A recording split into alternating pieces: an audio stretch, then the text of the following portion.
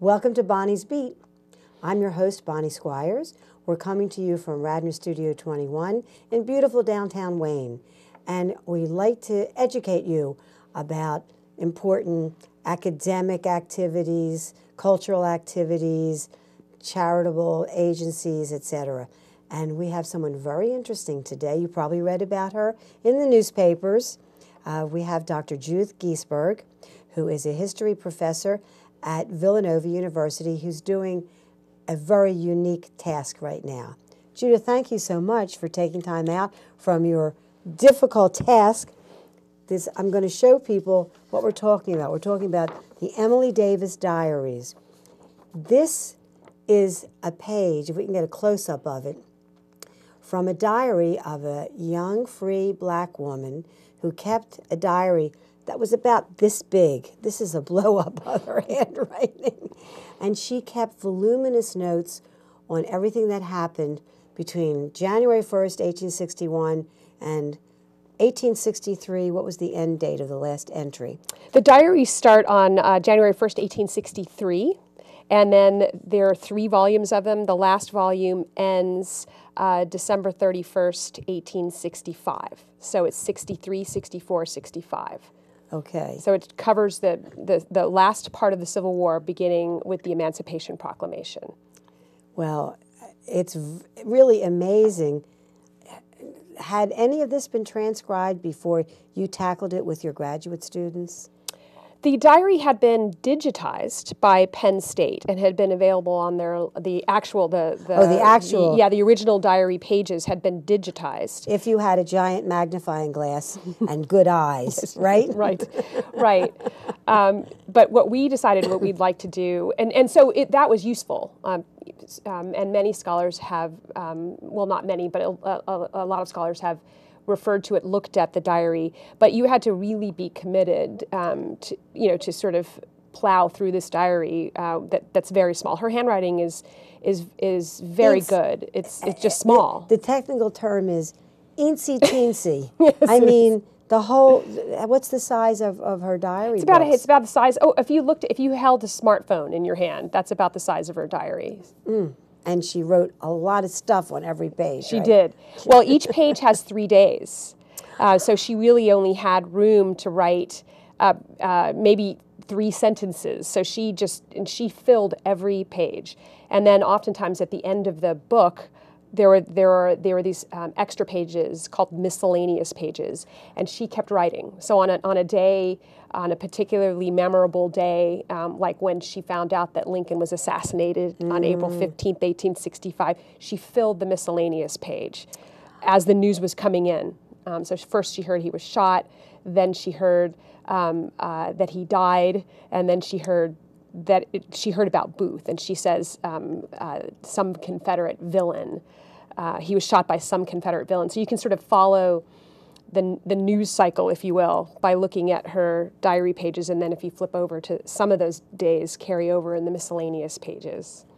Well, it's very appropriate that Cheryl Allison wrote that huge article about you, your research, your students, and the Civil War is one of your areas of expertise, right? Yes, it is. So we're coming on, what is this, the Sesquicentennial? Yes. Whatever that means. What's that, the 150th year of the end of the Civil War, the beginning? Well, the Sesquicentennial of the Civil War began in 2011. Some people say it began in 2009 because that was the 200th anniversary of Lincoln's birth. So we had the bicentennial of Lincoln in 2009, and then in April of 2011 began the 150th anniversary of the Civil War. So each year, the war begins in 1861, and each year there are a variety of different events planned to correspond with the events that occurred 150 years ago. And this year, 2013, is the Sesquicentennial of Emancipation, here just this past January 1st. And then, of course, this summer, July, is the Sesquicentennial of the Battle of Gettysburg. So Pennsylvania will be sort of the center of activity this summer. And maybe someday we'll actually get the funding for the Civil War and Underground Railroad Museum, because Representative James Roebuck who saved the collection from being dispersed and sold to Virginia. Right. He put up a big fight, Right. but it's all in storage now. It is. And it's a shame because Rendell ran out of funds. Right. And I don't think Corbett's the slightest bit interested. Maybe we could get him interested.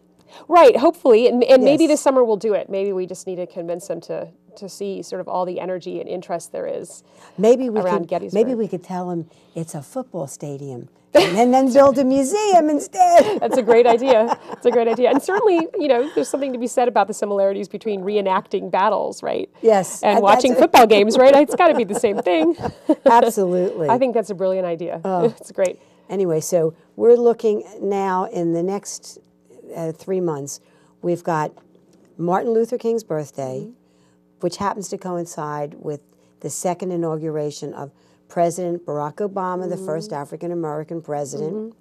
Then we've got February, which is Black History Month. And then we've got March, which is Women's History Month. And Emily Davis covers all three. That's right. I mean, she Right. really. Yeah. Well, we hope that people will look at the diary and realize that these events that we think we know a lot about, we still are learning new things all the time. We don't have diaries of African American women. We have few diaries of African Americans, period, much less women. Yeah, that's true. So this is extraordinary. And we do know that Philadelphia is the center of civil rights activism during the Civil War and the post-war era. There's this And vibrant community. the That's right. abolition movement. That's right. But that history has remained male. I mean, we have that lovely book, Tasting Freedom, by the two reporters from the Philadelphia Inquirer, which talks about Octavius Cato. Right.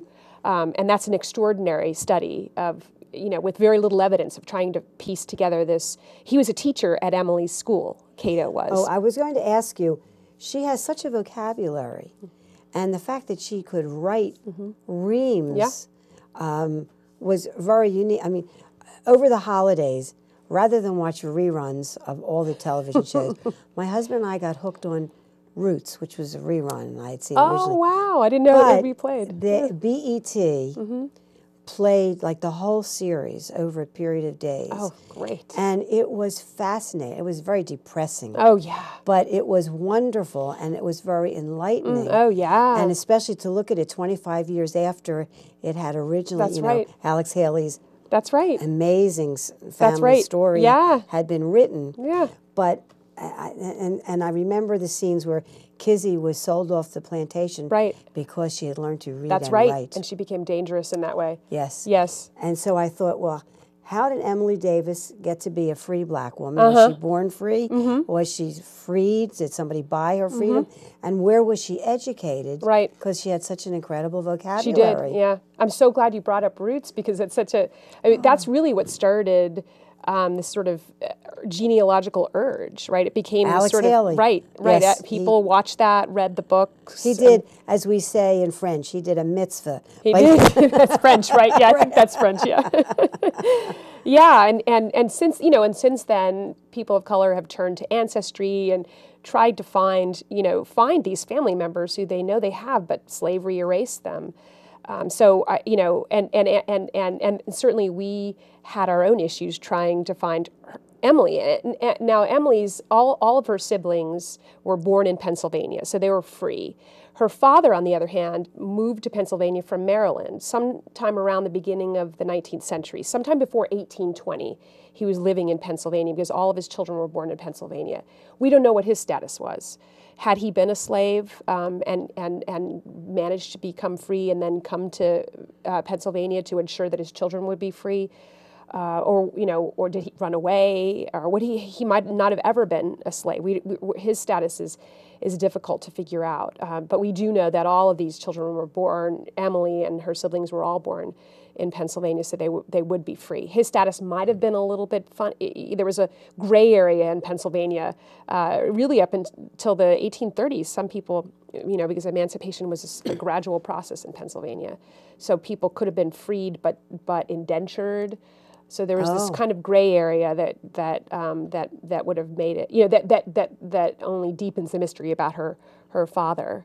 But all of the children were born free, and she is in She comes to Philadelphia. They live in different places in Pennsylvania. She comes to Philadelphia sometime before 1860, and she enrolls in the Institute for Colored Youth, which was the premier black school where all... Which became Cheney University. That's right, yep. Right. So anybody who was anybody in Philadelphia, you know, that had the means, people of color, and of course there were a lot of people of color in Philadelphia who had the means, sent their children to the Institute for Colored Youth. Now, Emily is not, she's supporting herself, it appears, in the diary. She's working as a domestic, so she's... And a seamstress, I think, and a seamstress, also. right. So I'm not sure whether she ever she ever graduated from the Institute for Colored Youth. It was a rigorous school, and every year, you know, 30 to 40% of those who were supposed to graduate didn't, because they hadn't mastered the classics. You had to master all the classic languages and Greek mathematics and and all of that. So it was really difficult to graduate. But she was enrolled there, and you can see in the diary some idiosyncratic spelling.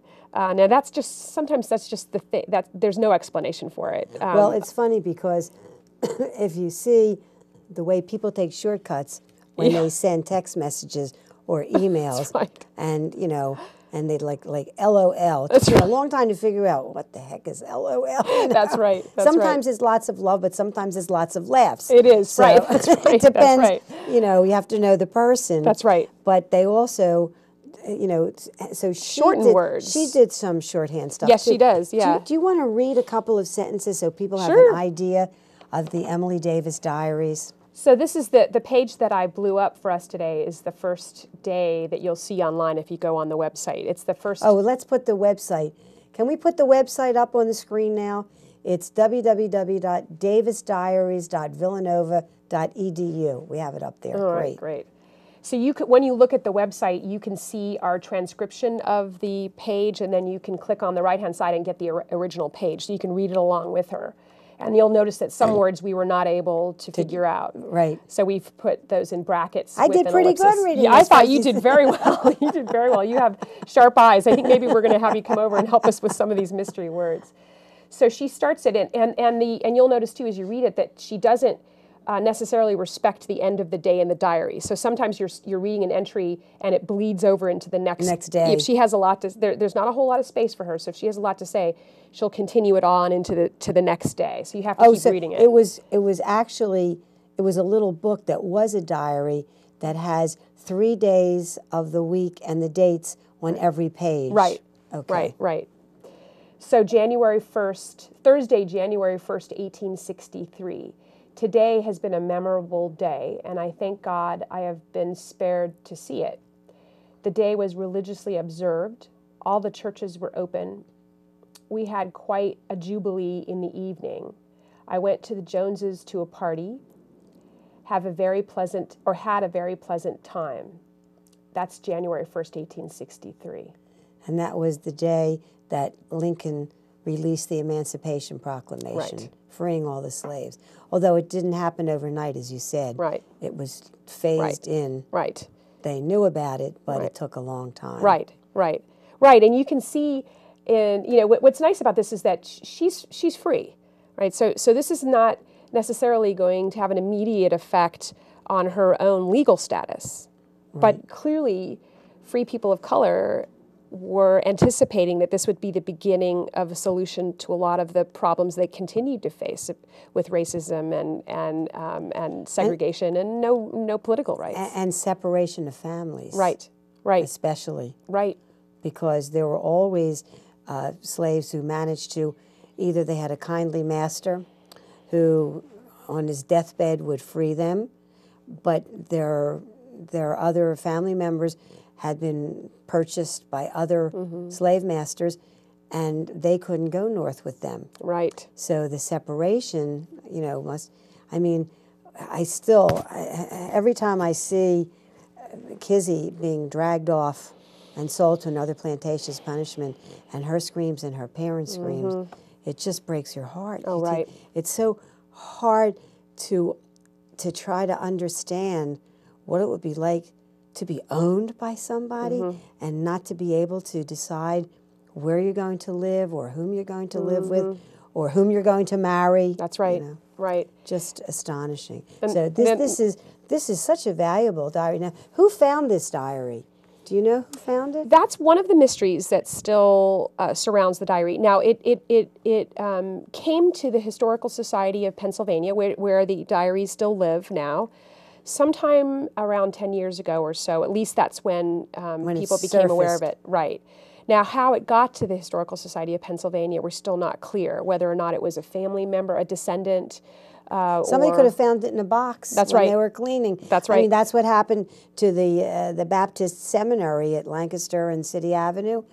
Some librarian was going through old files and found, that manuscript of, I forget what it was, Beethoven or Mendelssohn. It was some really famous, with his notes in the margin. Isn't that extraordinary? And they sold it for like $3 million, probably at Sotheby's. And it changed. They changed the name of the seminary to, I think it's not called, it was called the Parker Seminary after the person who purchased the $3 million. Yeah. That's right. That's probably what you get when you make that big of a purchase. Yeah. Well, that's the extraordinary thing about this. We have all these really interesting Black families who live in Philadelphia during the Civil War. The Fortons, the Purvises, the White family. That's the family she marries into eventually at the end of the war, who own businesses, who are civil rights leaders, who have children and send those children to school, whose children become teachers, and we have so few sources. They very don't, little documentation. There's really not. There's no family papers for the Catos or the Purvises or any of these folks. And so my thought is, when something like this shows up, that there's got to be more out there, that people have things in their attic that they don't even know about, right? Or they have something that they've stowed in their shelves that they've never looked twice at, and then someday they're going to pull them out, and it's going to be something like a diary like this. A treasure. Well, Cheryl Allison of the Mainline Times and Suburban Life did a wonderful good deed for the community in interviewing you, your graduate students. I love the part Cheryl got one of your students to say how disappointed they were because early on in the diaries, Emily talks about her boyfriend, Vincent. Yes. But then Vincent disappears and she marries somebody else. And they want to know what happened to Vincent. That's right. Why didn't she marry Vincent? Yes, that's right. We all became very fond of Vincent, but particularly graduate students. This project really was, 5 graduate students at Villanova really just, poured their heart and soul into this transcription and annotation project. And I hope they got credit for doing it because... this goes towards their graduate degree? It will, yes, absolutely. And Good. And it was also part of an evil plan to get them to expose all of us, really, me too, to new sorts of skills. I had never been part of building a website before, and that was a real eye-opener. And I had never, worked extensively on a transcription project like this, and neither had the students. And so the plan was that what we would do is give students the opportunity to hone some new skills. So when they go out there and look for jobs. Did everybody have to wear rubber gloves when they, or special gloves when they touch? Because it's such a, Did you have the actual diary in your possession anytime? The diary doesn't leave the Historical Society of Pennsylvania. Okay. I worried so we visited about that. it. Yeah, All no, right. we visited it. They're very protective. But you were allowed to touch it if you had gloves on? Oh, they didn't. They don't make you wear gloves. Not for that particular diary. No, different things are. They're pretty. They're pretty generous at the Historical Society of Pennsylvania. Where is the Pennsylvania Historical Society? It's right on, I forget what the street, it's Pine or Spruce? Oh, it's in Philadelphia? Yes. Yeah, okay. I believe Spruce, maybe Spruce or Pine, one of those streets right off of Broad. I didn't know by the theaters, where all the theaters are. I didn't know if it was attached to the State Museum in Harrisburg. Oh, no, it's right here. Right here, Yep, it's right here. The Library Company of Philadelphia and the Historical Society of Pennsylvania are side by side, and they are just a treasure trove. It must be near the Rosenbach also. I believe so. Yeah. It's a short walk. Right. Yeah. All those amazing repositories. Oh, we have within walking distance. Oh yes, we have such a wealth of. But we must get the Civil War and Underground Railroad Museum built. Yes, we do. Because we've got to make sure that no foolhardy person in the future tries to sell off the whole collection. That would be a tragedy. So It really would be. We really do have an extraordinary collection of materials that are just sitting in boxes waiting for a new home. now, how did someone as young as you are, because you Oh, look thank you. you look very young, how did someone like you, and you're not a Philadelphia native, No. how did you get so interested in the Civil War and the abolitionist movement and Philadelphia's role, which is a key role in the Civil War? A middle school teacher really Middle school? is when I decided I had to study history. And I don't know, that's when I decided history was the thing I wanted to do with the rest of my life. I had a great middle school teacher who got us very involved, and we did a lot of reenacting and a lot of sort of first person things in the classroom, and it was extraordinary. So I became hooked on history then. And I thought actually I would do the earlier period, I thought I would do the Revolution, and I went to graduate school in Boston, which made sense because I wanted to do the revolutionary. Sure. You know, I wanted The Tea for me, Party. yeah, I wanted Paul to. Revere, That's one right. if by land, two if by sea. That's right. That's right. But then I took a class on the Civil War, and then I started doing the reading, and it was all over. Right. I fell in love with the Civil War and the literature on the Civil War, which was really starting to come of age. At least, particularly the social history of the Civil War is still pretty young. It starts really, it doesn't start till 80s or 90s that social historians begin to think that the Civil War is not off limits, because the Civil War for so many years was about the generals, right? And the big tactical, the big sort of tactical And the decisions battles. and the battles. And how many thousands died. Right. And Gettysburg. Right. I remember going to visit Gettysburg years ago and wrote a travel article for the Philadelphia Inquirer at that time. And it's just overwhelming. It is. And then especially when you stand, there's a high water. diorama Oh, yeah. that goes around 360 degrees that depicts the entire battle. That's right. And you're like you can smell the musket fire. I mean, it's amazing. Right. It is extraordinary, and it is a full sensory experience with the new yes. museum they have there, and the, all the work they've done to preserve that. And big fortunately, painting. they weren't allowed to build a casino on the grounds of the Yes, thank Gettysburg goodness. battlefield. Oh, Yeah, thank goodness. sometimes you think, where are people's heads? I mean, Yeah. don't they realize that you have to preserve these things? Right. It's kind of interesting because even, people have shown, who've done work on the Civil War have said that the battlefields became objects of curiosity at the moment there was a battle being waged there. I mean, at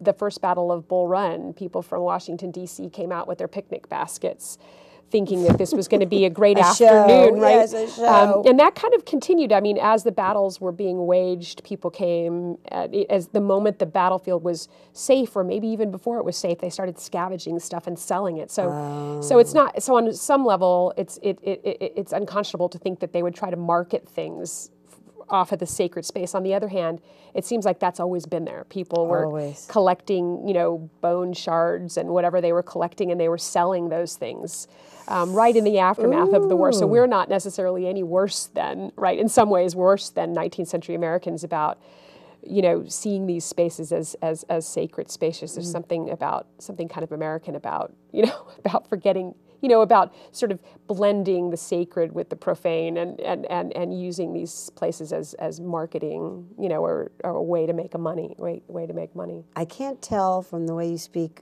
where you're a native of. Where were you born? Nowhere. I was actually born in Texas, but my dad was in the military, so we lived everywhere. We lived in Europe for a while. What countries?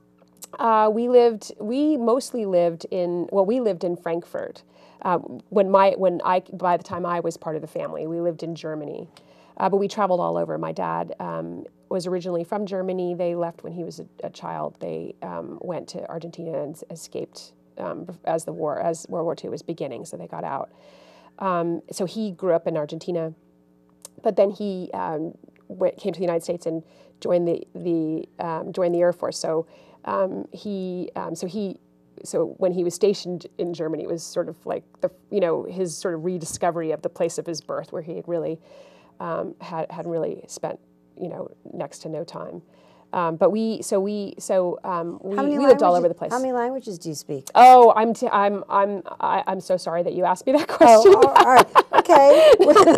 Pretend I didn't ask you that. No, it's all right. It's all right. Well, we did because we grew up there, but we grew up on a military base. So we learned German because it was the host language on the military base. I know a few phrases in Yiddish that are also German. Yes, they are. A guten Tag. That's right. That's right. Yes, and I know, and I've retained those phrases, but I'm afraid I'm horrible about that. My sister and brother, who are older, have really retained their languages that they learned, and they're good with German. And French. My mom is from Luxembourg, so she knows all of them. Oh, okay. Well, I speak French fluently. Oh, do you? But that's because I had great teachers at Lower Merion High School, great professors at the University of Pennsylvania. My husband is a native French speaker from Tunisia, and that's how I met him because he didn't speak any English and I spoke French. So that's how we communicate. Oh, great. Yes. Great. Oh, that's great. And it does open a lot of worlds. Oh, sure. When you can speak a foreign language, think in a foreign language, read the newspapers, watch television. It really, it opens you to another culture. Oh, it yeah. really does. Oh, yeah. So what are you going to do with all this wonderful stuff when you finish with the transcription?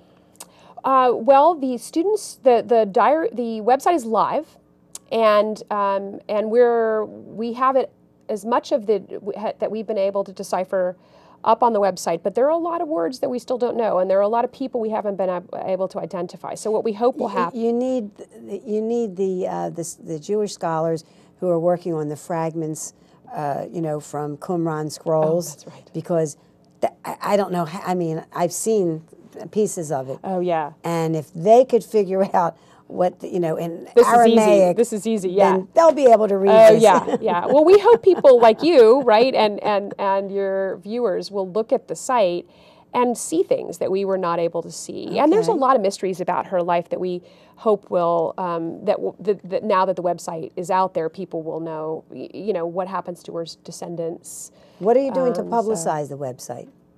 Besides being we're coming to talk Bonnie's to you. Beat, right? That's right. That's right. We were actually were on Radio Times with Marty Moscowain the day after the diary went live, and that was lovely. And it seems like that people went to the website after that. We had a lot. Do you have a counter on the website so you'll know how many people? Yes. Oh, yes. terrific. So we know that as we were on the air with Marty Moscowain, we had, I think that afternoon we had maybe 500 or 600, maybe more people. Oh, that's amazing. Yeah, right after, as we were talking to Marty Moscowain. Oh, that's wonderful. Yeah, and the students are going to different schools, and they're talking with students about it, because what we hope the site will be useful to a lot of people.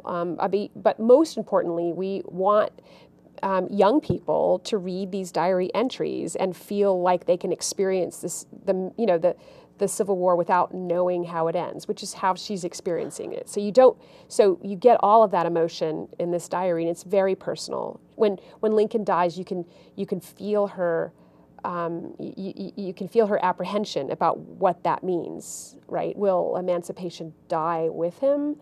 And so these are all things that we think we figured out years ago, but to relive them again through the eyes of somebody who doesn't know how they come out is extraordinary. So the students are taking this to classrooms. They've been to Radnor Middle School. And they have to go see the movie Lincoln as well. Yes, they do. Because the movie focuses on the last few months, right, where he was passing the Emancipation Proclamation, dragging his cabinet along. The 13th Amendment, right, yes. Yeah, when he's passing, which is what makes emancipation stick. Right. Yeah, and that's a great movie. It shows you how reluctant people really were. Even this is 2 years after the Emancipation Proclamation, and his own cabinet members, his closest friends in the cabinet. They did a remarkable job in focusing on that little piece of time in the Lincoln saga. But it's such an extraordinary movie, and I'm very happy that it got nominated for 12 Academy Awards. I heard. Isn't that wonderful? I heard. It's going to be a good night for Spielberg. Yes, I think. A very good night. And for Civil War, people who love the Civil War, it's going to be a great night. And it's been a good day for us at Radnor Studio 21 for Bonnie's Beat, and we want to thank Dr. Judith Giesberg for having shared her wealth of knowledge. Thank you so much, Thank Judith. you, Bonnie. This was fun.